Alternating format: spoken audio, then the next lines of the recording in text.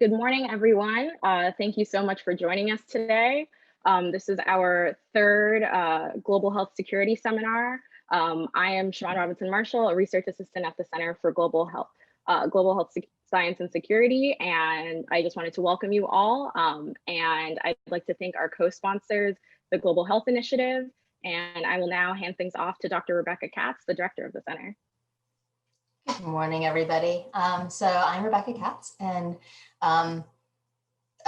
in our new reality, I'm not actually sure how many people are on this webinar this morning, but welcome to all of you.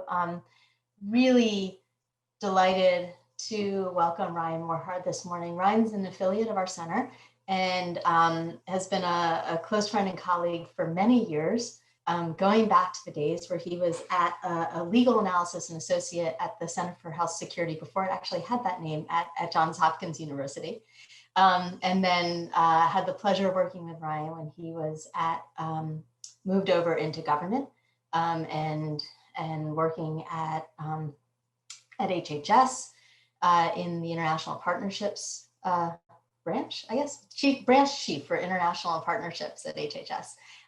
Where we had the fun of being in the trenches for a whole bunch of stuff on the Biological Weapons Convention. And then has really moved on to the World Economic Forum, where he spent years really building an impressive program and trying to navigate this world of bringing together the private sector into the global health security space. And part of this army of folks who felt like we were screaming from the mountaintops for a really long time, and slowly getting the world to realize that the potential of a threat of a pandemic. And I think we are, all in a better place in the world because of the foundations that Ryan was able to lay with the private sector. Through his efforts there, and now has moved on and is now with Ginkgo Bioworks. And I'm going to let him talk a little bit about the work he's doing there on focus mostly on synthetic biology platforms. But again, thinking about this opportunity for the private sector to work in support of public, and which is the focus of today's discussion, focusing on the bioeconomy. And what that really, what does that actually mean? And how does this actually come together in a way that we can operationalize and figure out how to better respond to the current pandemic and think about how to do better in terms of preparedness and response for the future. I also want to take this opportunity to introduce Alex Phelan, who is on faculty in our center, and also express my sincere apologies because I'm going to have to drop off in a few minutes, but Alex will lead the Q&A when Ryan wraps up his discussion. And again, really delighted that Ryan's here this morning, delighted all of you are joining us, and part of this kind of ongoing dialogue that we have around health security, around pandemic preparedness, and bringing together these fantastic minds to help lead the way. So with that, let me turn over to Ryan. Thank you so much, Rebecca, and thanks, Alex, for being on the line, and Siobhan for all your help too. And it's really so good. Let me go ahead and share my screen too while we get started. It's really so good to be on with this group because I mean, it's like you say, we can't see everybody here, but I know the community that is engaged here, and certainly that you and Rebecca, you and Alex are leading. And it's a community that's been doing so much in this response, and I've enjoyed working with so many of you for so long, and just to see how tirelessly you're working and the contributions that you're each making is really great. I only wish I could be there somehow in Georgetown in person with everyone, but now you have at least the benefit of me being in our home, and maybe my 5-year-old and 2-year-old coming in to say hi at some point. So that's maybe makes up for it a little bit. So let's get started. I'm going to share a little bit about the title here is the role of the bioeconomy in ending this pandemic and preventing the next one. And so there's kind of a logical agenda From there, it's the bioeconomy, ending the pandemic and preventing the next one. So let's get started with the bioeconomy. And Rebecca, it's like you said, what is the bioeconomy? So we'll give a little bit of a level set on the bioeconomy. But to start, a bit of a thought experiment, really, a question. We have a picture here of all the latest technology. And so the question is, which piece of this technology in this picture is the most powerful? And so you can take a look, and there's some really interesting things there, stuff that we all have. And the answer is the plant. I wonder if many of you got it. It's the plant. And really, it's not even close. It's not even close. And the reason is plant is based on biology. Plant is biology. It's self-repairing. It's self-assembling, self-replicating, and it's renewable. And so ultimately, it's and when you look at you're looking at technology, and technology is the application of a scientific knowledge for practical purposes, and we're seeing that in biology, just like we're seeing it in other pieces of technology there on the slide. And so biology is the world's most powerful manufacturing platform, and that's because biology is fundamentally programmable. And programmable is just only to say that there's coded instructions that allow the performance of a task. And so just like you have zeros and ones for computer programming, you have A, C, T's, and G's in DNA for programming biology. And we can program cells using DNA the way we program computers. And with that, biology can be the next great computing platform. And so if we can program cells like we can program computers, the question is, can we do that at scale? And the answer is yes. And that's because we have now dramatically reduced costs in DNA sequencing and dramatically reduced costs in DNA synthesis. This is reading DNA and writing DNA, and together you can read DNA and you can write DNA, you can program DNA, so you can successfully engineer biology at scale. And so what does that mean in practice? Well, it's a bioeconomy. And here's a bit of findings from a recent McKinsey report on what the impact of programming biology is, and it's profound. And there's innovation across several key areas, and you see basically a massive impact on economies and societies. We're looking at massive annual economic impact, but also really fascinating things across addressing disease burden and of course manufacturing. And so I'm just looking over at my slides here. You have basically really exciting prospects when it comes to manufacturing. 60% of the world's physical inputs could be made using biological means. 45% of the world's disease burden could be addressed. And then 30% of private sector R&D could be spent in biology-related industries. So you have a massive bioeconomy coming online. The 19th century was a century of chemistry. The 20th century was the century of physics. And the 21st century, we think, will be the century of biology. And so what does that look like in practice? Well, it looks, for example, like Ginkgo Bioworks, where at Ginkgo, we are growing products instead of manufacturing them. We're able to design custom microbes and provide solutions across all sorts of markets and industrial applications at scale. And so at Ginkgo, you can bring all under one roof, all the tools needed to design, build, and test these organisms for whatever their application. And by the way, as in terms of applications, it's across a whole wide range of applications. It's general purpose, the general purpose platform that can be applied to solve hard problems, basically. And I'll give you a couple of examples of some of the hard problems that we're solving. And then, of course, the focus of today's conversation is to think about how platforms like this and how the bioeconomy that we've just introduced can be applied to solve pandemics. So here's a few problems that at Ginkgo that we're working on. First, using using microbes to create biodegradable materials and things like plastic and clothes and things that we're all using to an incredible degree now. It sure would be nice if they were biodegradable, and that's something that we're working on our platform. Similarly, we're working to apply our high throughput synthetic biology platform to program living cells that will be able to sense and respond and be able to treat complex diseases.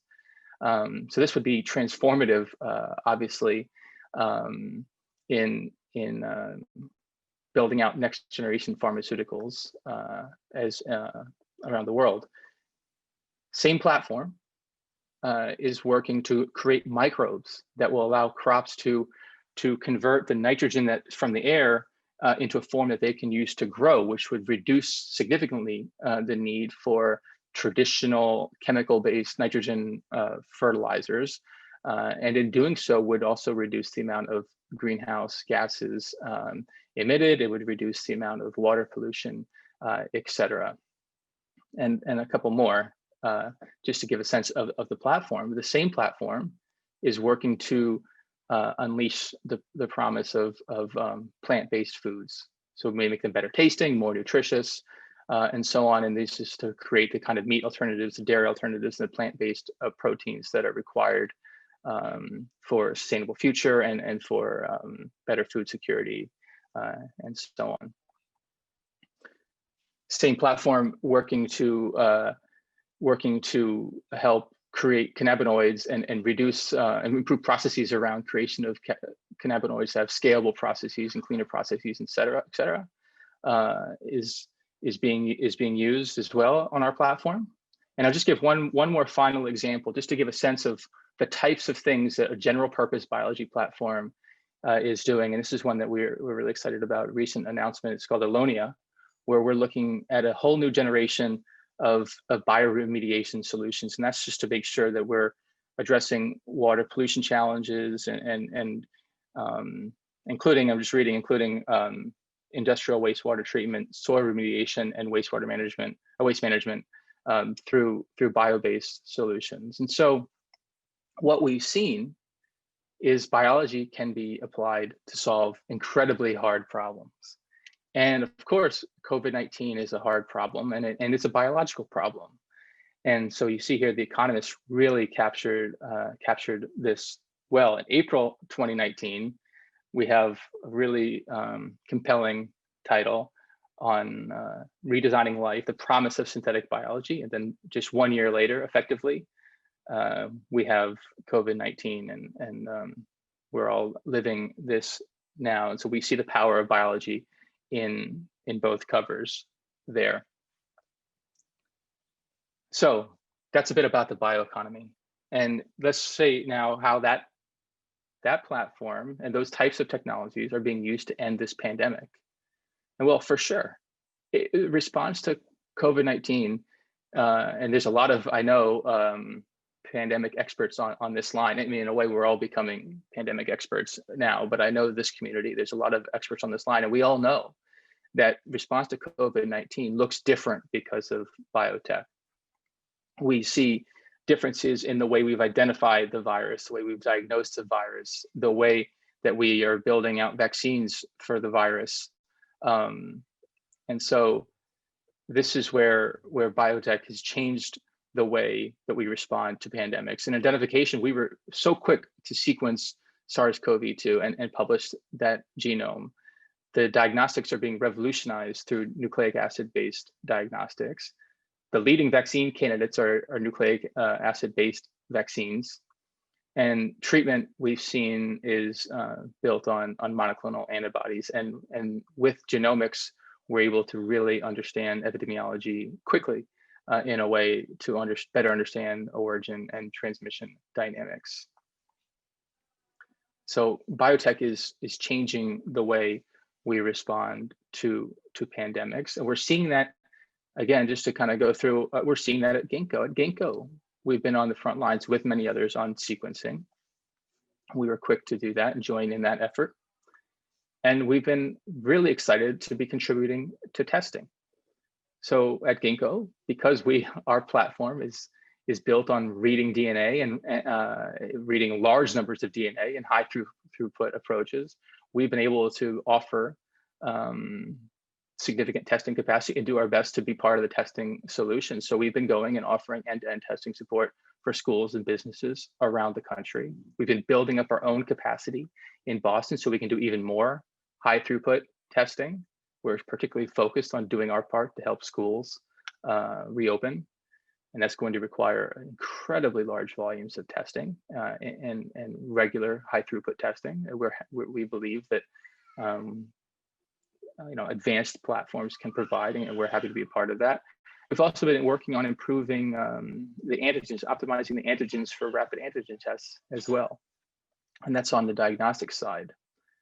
On vaccines, it's as we mentioned, we know that nucleic acid vaccines are among the most promising, but these have never been manufactured at scale, these nucleic acid vaccines. And so with synthetic biology, we're able to develop and optimize the bioproduction capacity for nucleic acid vaccines. And that's exactly what we're doing with Moderna.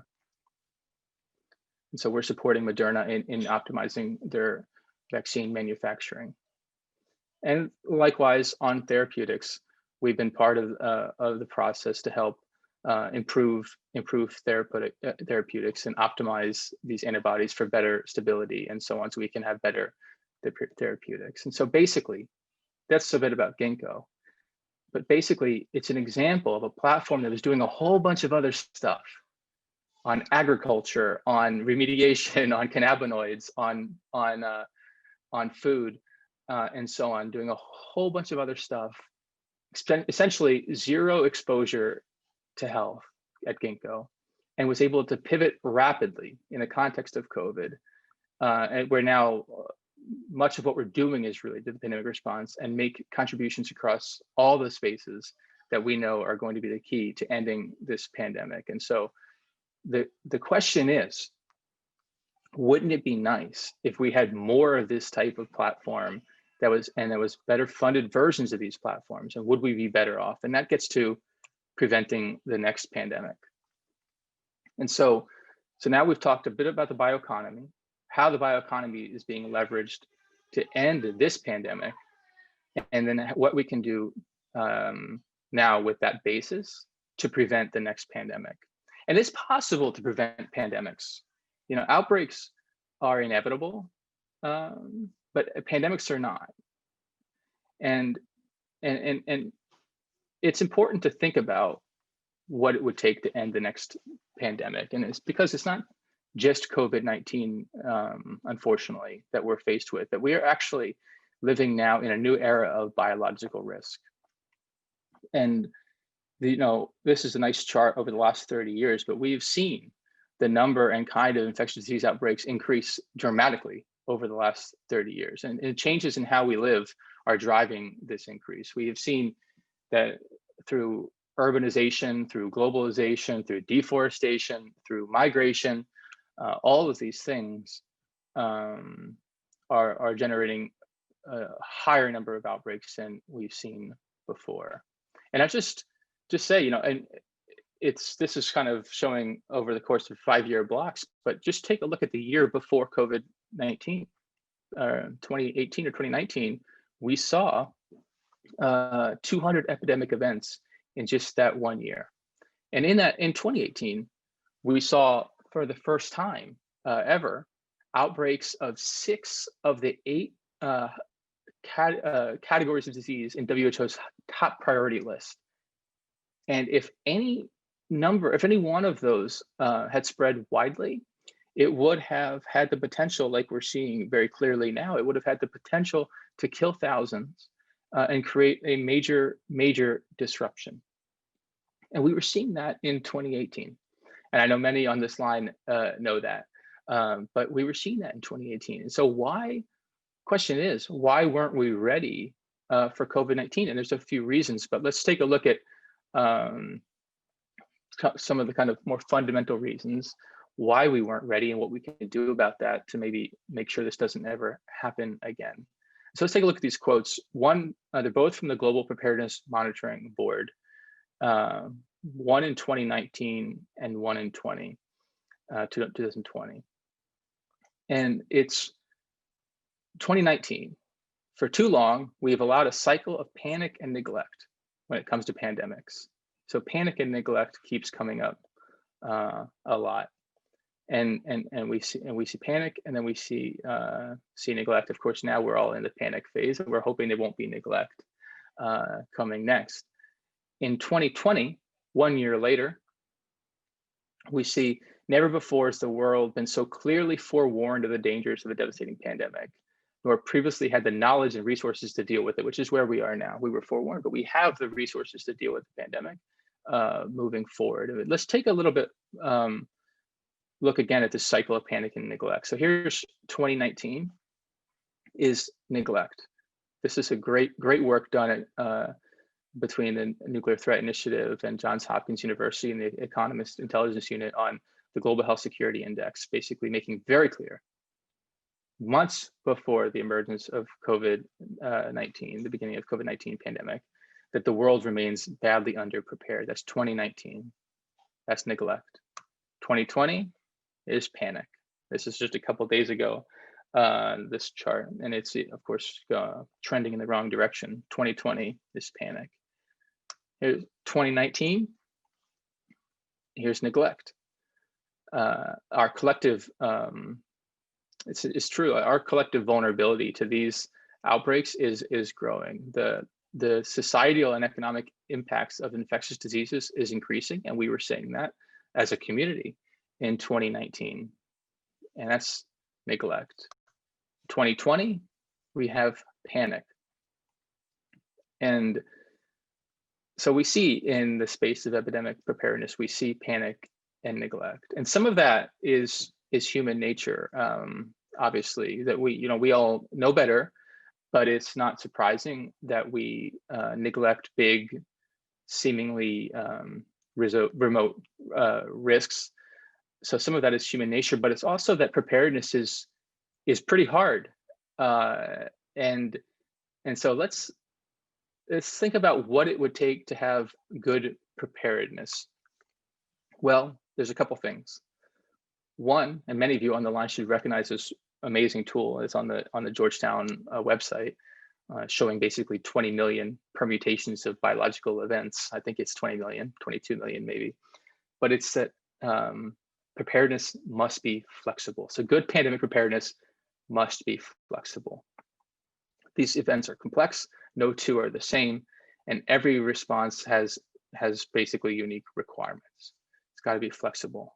And to be flexible, it means probably the way we've been approaching it in the past is not quite fit for purpose. That too often we've been running our preparedness based on lists that are based on past threats that have done a lot, obviously, to galvanize the preparedness that we have so far, but that now, moving forward, we'd be well served to be a bit more proactive, a bit more anticipatory, and be flexible in our preparedness. So pandemic preparedness must be flexible, must also be sustainable.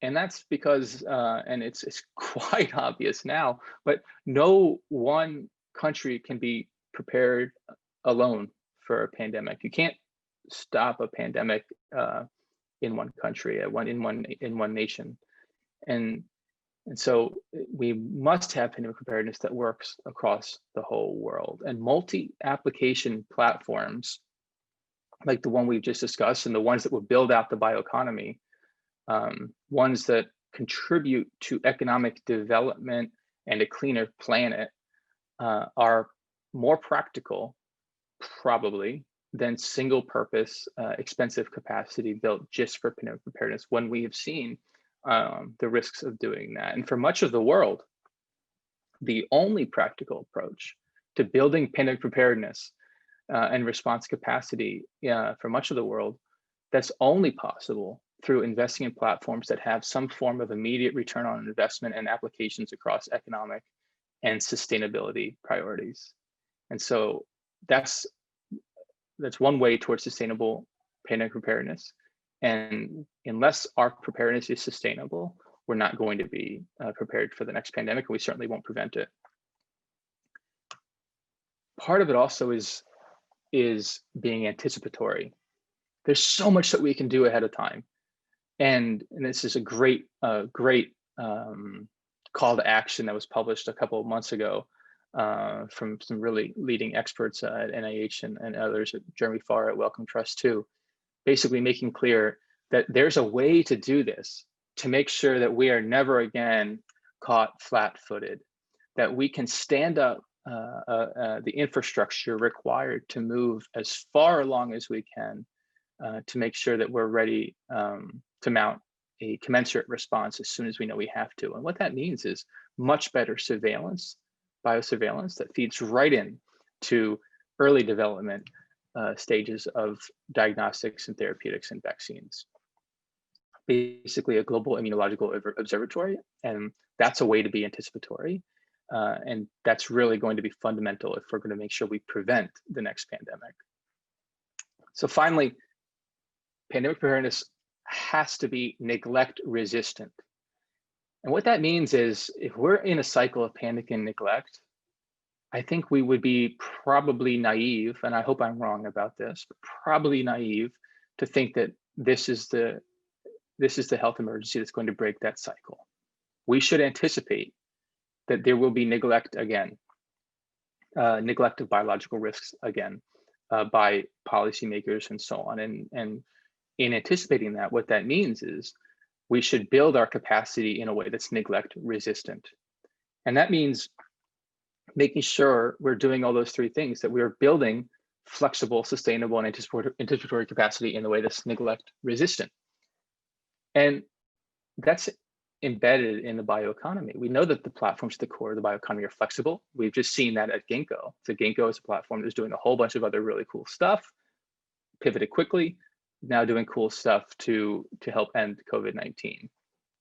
We know that the biotechnologies, thinking back to the McKinsey slide, the biotechnologies at the core of the biorevolution are being invested in at very high numbers, at very high volumes commercially.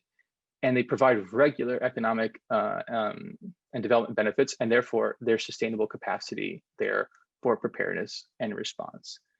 And we also know that that same foundation can be applied to enable faster and more anticipatory response to early detection of threats.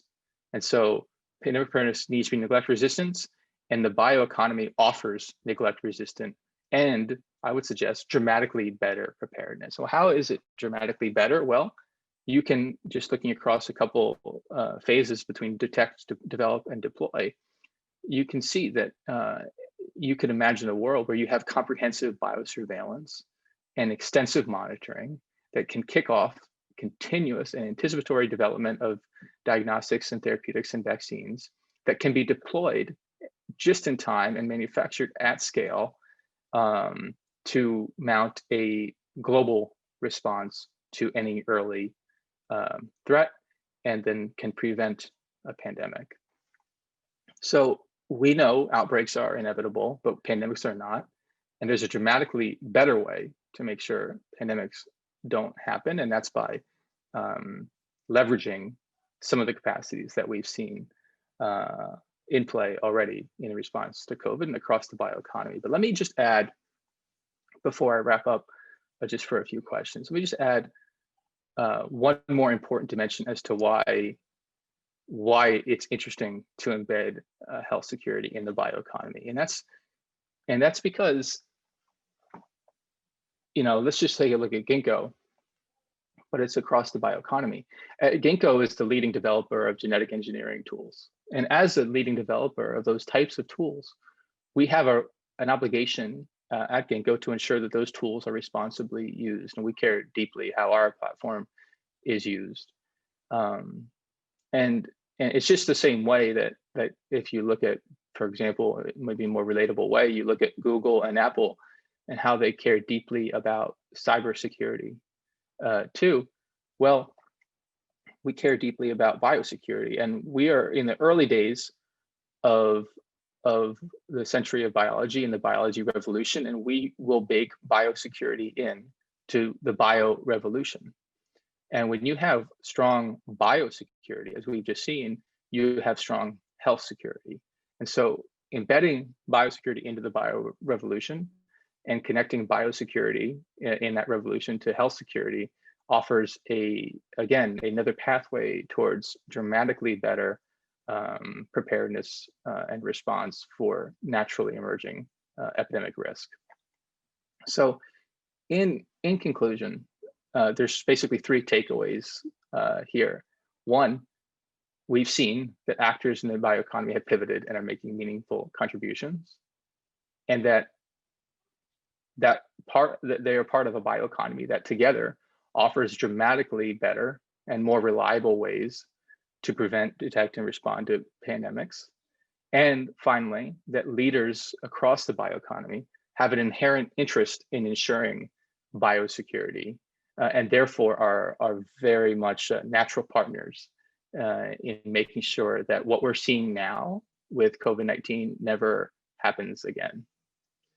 So I think with that, I'd really love to take questions. I really cannot believe that you folks were forced today to listen for 30 minutes there, but I couldn't appreciate more of the opportunity to share that message. I've been looking forward to the event for some time, but in particular, I've been looking forward to the questions. So I hope we have some, Alex.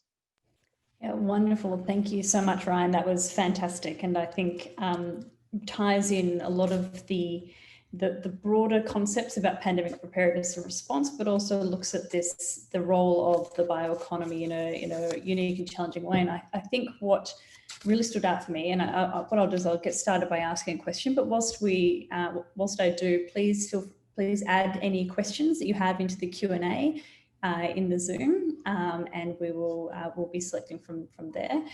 But I wanted to sort of start us off, and you teed it up really nicely with your last slide about biosecurity and the role of global health security. Even if we're looking at the development of diagnostics and vaccines and therapeutics, we're increasingly seeing regulation, whether because of biosecurity or because of other regimes like access and benefit sharing, and trying to address how pathogens and resources have been shared in the past, now being applied to synthetic biology, in particular, the sharing of genetic sequences.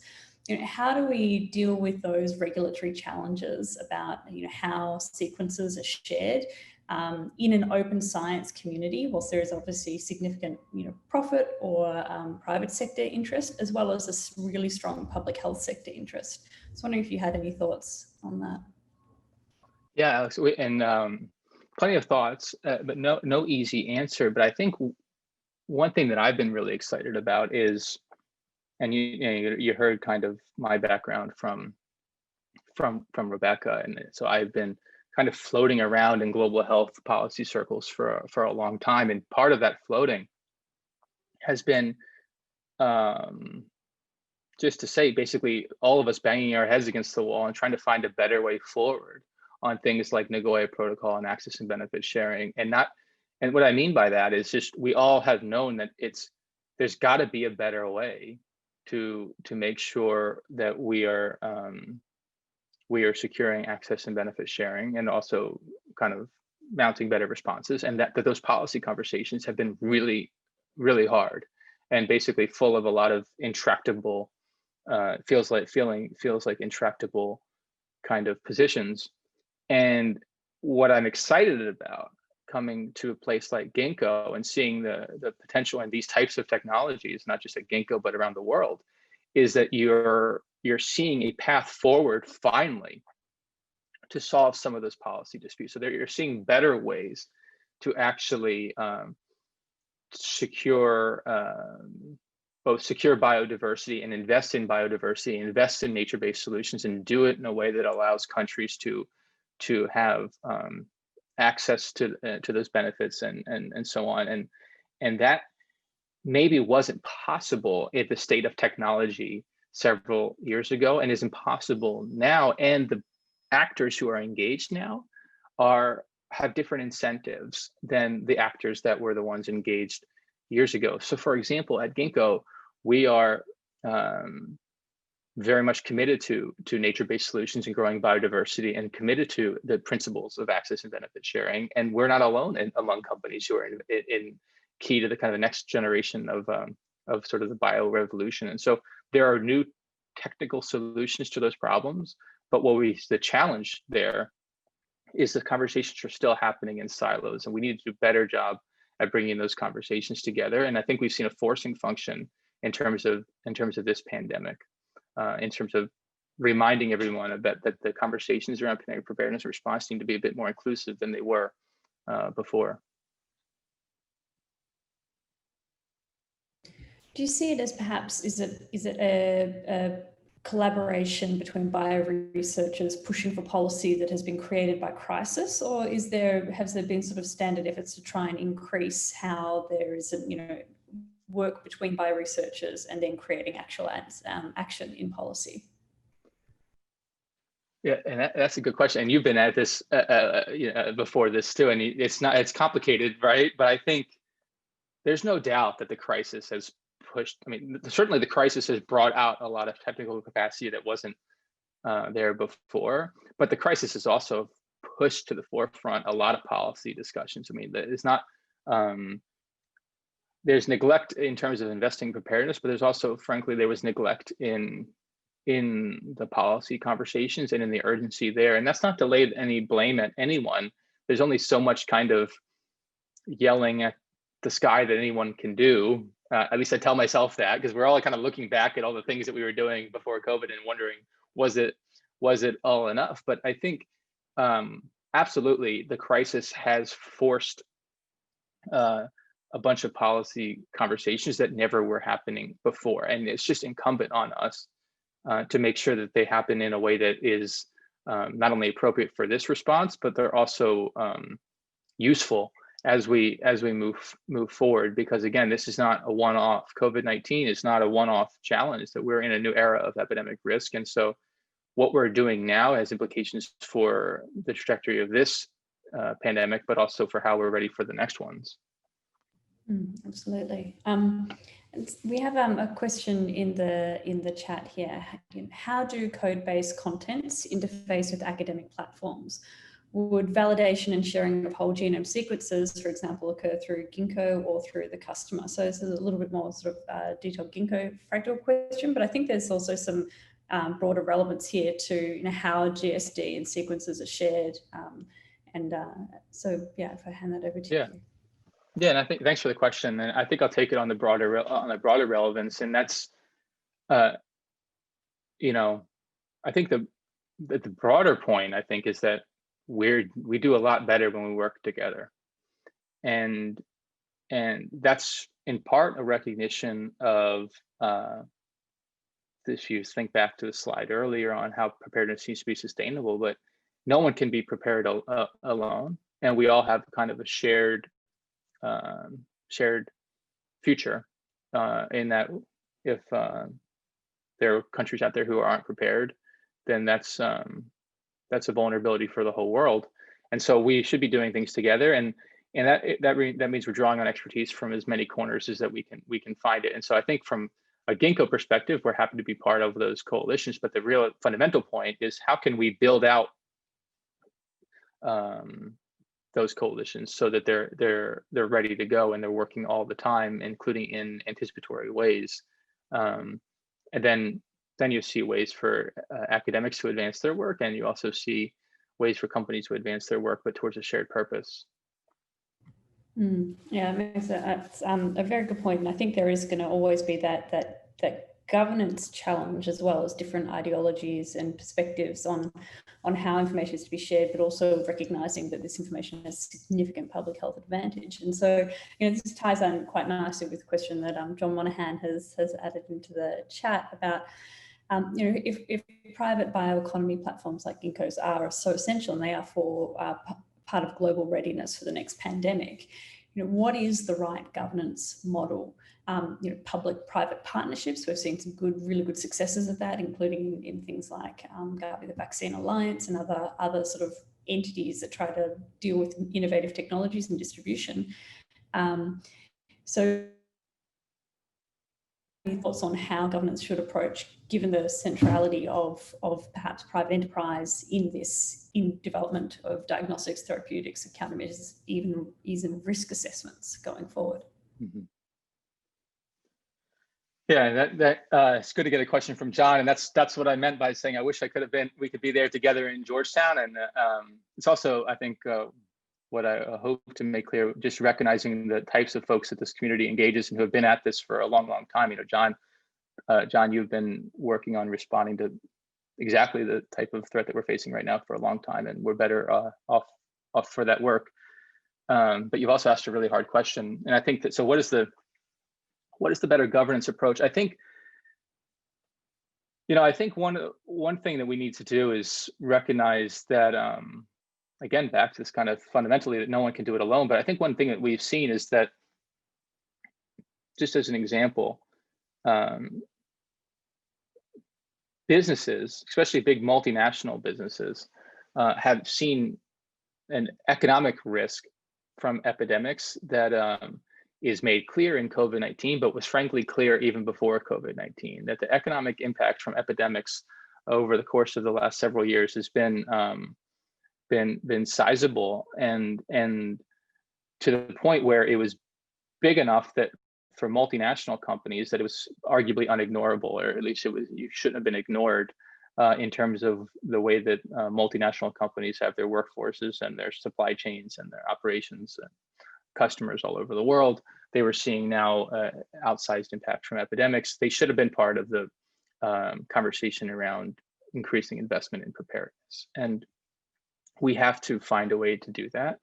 And I think that's in part because it needs to be all hands on deck in terms of being part of investing in preparedness, but it's also in part recognizing that responding to these things, no government can do that alone. That's, if whether we're looking at supply chain and logistics, or we're looking at vaccines and medical countermeasures, or we're looking at data and we're looking at travel and tourism, these are all fundamentally requiring public-private cooperation, and it's essential public-private cooperation to make sure that we're reducing impact of epidemics on lives and livelihoods.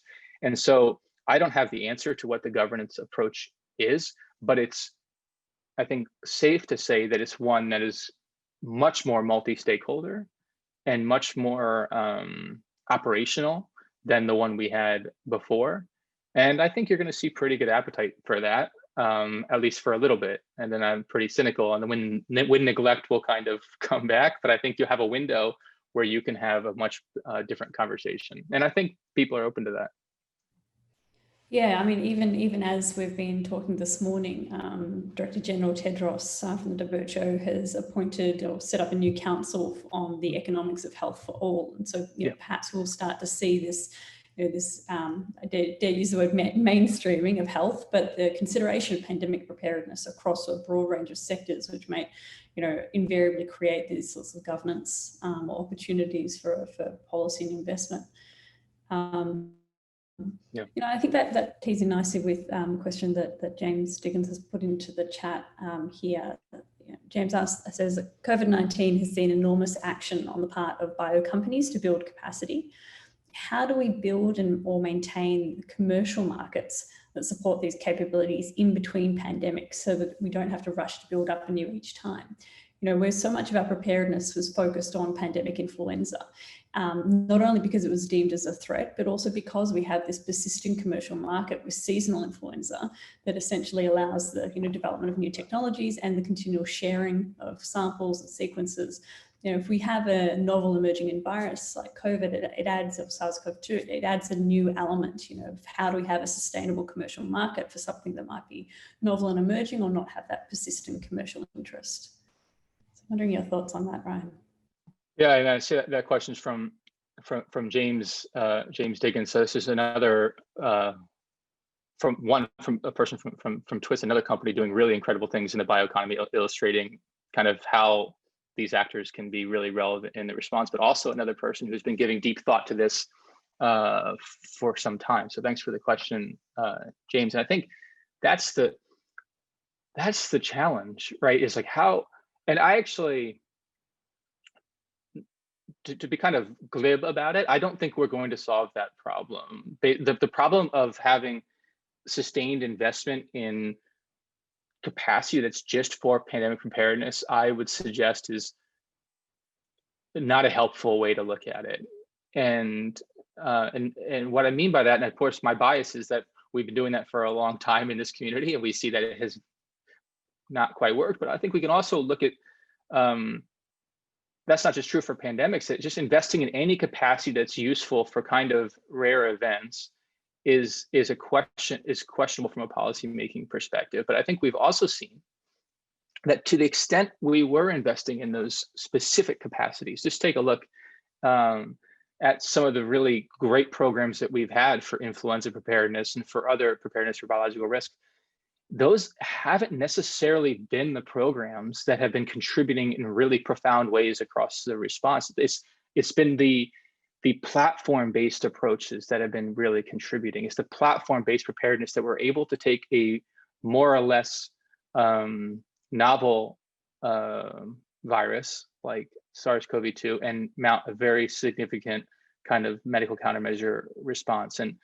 And by the way, that's not to, I'm mostly focusing on the biotech investments. I think never again can we neglect the investments in public health capacity and health systems and health workers. That's a separate conversation, I think, from this one, and that's an investment that needs to be made, at a much greater level for a long time, with never wavering from that. But on the investments on specific specific kind of capacities for medical countermeasures and for biosurveillance and so on, I think we've seen a platform-based approach is better. And what is really exciting is a platform-based approach now in the new bioeconomy can be commercially relevant in a way that to make sure you're maintaining investment in pandemic preparedness is much more affordable. So we're basically talking about a marginal investment to make sure a general purpose platform can maintain relevance and mount dramatically better responses is a better way than having just, for example, a SARS-CoV-2 preparedness program. Yeah, that makes a lot of sense. A very, very good point. I think so. Andrew Hebler has popped a question in the chat that I think helps sort of reframe the attention a little bit as well. And Andrew asks, it's important to highlight the vital need to integrate biosecurity considerations at the outset in bioeconomy and tech development. But addressing biological risk will require buy-in from developing and developed countries alike. In your experience, Ryan, what approaches or messages have resonated most widely across the developed and developing world as it relates to maximizing benefits and minimizing the risks of the future bioeconomy?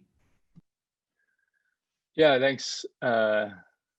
Thanks, Andrew. So, yeah, Andrew, it's really been great to work with you on this. And again, I mentioned, and Andrew's at NTI, and I mentioned the NTI index earlier. That's just one of many things that NTI has been doing, both before this response and during it, to make sure that we're better off. And so, Andrew, you could probably answer the question better than me, but I do think the question did touch on something really interesting, that especially on how are developing and developed countries, kind of what arguments work there. I think captured there is the fact that those different economies all have different priorities, and that there's not a one size kind of fits all argument, I think, other than I think no one wants this pandemic ever to happen again. So I think you can kind of start there, that we all want this never to happen again. And to the extent there's a way to make sure this never happens again, we're all interested in that. But then after that, I think there's got to be a bit of a more nuanced conversation. And I think one thing that we see, just take, for example, countries that are really leaning into delivering, for example, sustainable development goals, and they're looking across their development priorities in agriculture, and they're looking at feeding a growing population, and they're looking at making sure their economy is growing in a way that will allow the type of sort of governance and public services that they know that their economy will need to continue to develop in a strong and sort of resilient way. Those economies, not only do they want to find their way out of COVID-19, but they want to build capacity that will be useful across as many goals as possible. and they're basically looking to optimize their investments across as many of their priorities as they can. And of course, one of those priorities is good jobs too. And there's where the bioeconomy is a lot more interesting, and having general capacity is a lot more interesting when it can solve as many of those SDGs as possible and be ready for a pandemic, is a lot more interesting than, say, being part of a shared regional stockpile and maybe a medical countermeasure sharing program, and are sort of co-investing in those types of regional infrastructure. That could be interesting there. And I think you have a different argument that can be made in other places. And for all of those folks, I think people want to make sure that that's done in a secure way.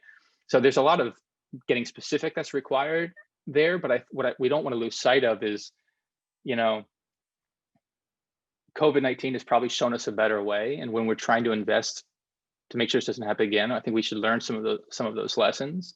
Otherwise, I think maybe it's at our own peril. Yeah, no, I think what interests me about your answer then is it also highlights some of the broader challenges that we see also with climate change.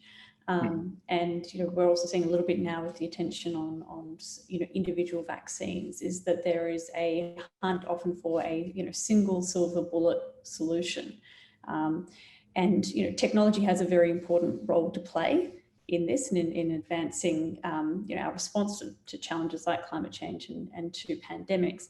But there is always the risk that we get distracted by those high-end single answer problems. I also wonder, with the pandemic bringing in so many sectors and touching on so many sectors, that there's a risk that global health and basics, as you mentioned before, of building health systems and building public health gets subsumed by this focus on high tech. Just wonder if you had any thoughts on that for not just this pandemic and future pandemics, but also challenges like climate change. Yeah, I think it's a huge risk. And I'm just thinking a little bit about, it's kind of two ways, right? On one way, I think you have this community that was toiling tirelessly.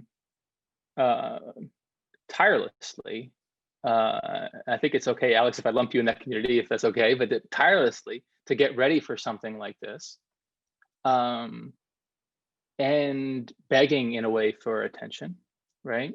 If I could say, and I was there too, Alex, so I'm not sure, we were all there, but then this happens, and that what was basically kind of a cottage industry, so to speak, not a group, exploded, and everybody cares now about pandemics. And that the tension we have now going into the next phase is, how do we preserve the knowledge base that those experts had and have, while growing the tent in a way to allow all the newcomers with really good ideas that we never were able to think of because of the before COVID, to be part of the next step in the development of our pandemic preparedness moving forward. And I think that's going to be hard, because I think the human nature is that the people who were there first are going to be less inviting to the people who are just showing up now. I hope that doesn't happen, because some of the people who are showing up now are kind of the snake oil. So, okay, they're not really invited, but there's a lot of folks who are doing a really incredible work who need to be part of this. And if we create a way to bring them in, this won't ever happen again. And so that's a bit of a kind of a sort of anthropological answer about how we need to kind of move forward. And then I think practically, yeah, it's certainly the case that you want to be able to no amount of kind of high tech investment is going to absolve the need for having really prepared workforces and frontline healthcare workers and strong health systems and things like that. And it would be a real shame if we were distracted by the really high potential investments here in a way that meant we weren't going to be investing in those fundamental health systems and those things like that, especially around the world. I would also say, though, that you do need both, that we leave those healthcare workers vulnerable. And we all know somebody, many of you online may be doing this, we leave them vulnerable and in situations that are indefensible if we don't also make the investments that we know we can make on the medical countermeasures and other investments. So it takes both. Yeah, yeah. So I mean, we have just a couple of minutes left, and I thought maybe this could be a chance to get your thoughts, Ryan, on we've got a pretty difficult few months ahead of us here in the United States, in Europe, and the UK. If we sort of look after, beyond the, the next 4 or 5 months, if we look into sort of spring next year, is there a single thing, a single call that you would be wanting from the, whether it be national governments or the international community, that when we're looking to what 2021 is going to look like, that you think should be front of mind in either decisions or investment or focus, sort of looking post this next surge? Yeah. Yeah, well, I'm afraid I sort of sign on to your prediction that we're in for it's not just in the U.S. I think it's going to be a tough few months for the whole world. And I think as we talk to policymakers, I think that the message is that it's this son of dark fate is not preordained. It doesn't have to be this way, and there's a way that we can intervene, and the best time to do that, if you haven't already, is right now. And that we can do things right now, and of course including in biotech. Just take, for example, testing. It's possible, if we lean into it right now, to test every K-12 student and staff in the United States. And I'll just speak the United States, probably possible elsewhere too, but just in the United States. It's possible to do that right now if we lean into the right laboratory network with high throughput, for example, molecular-based pooled testing. That's possible. It's there right now, and we could do it by January.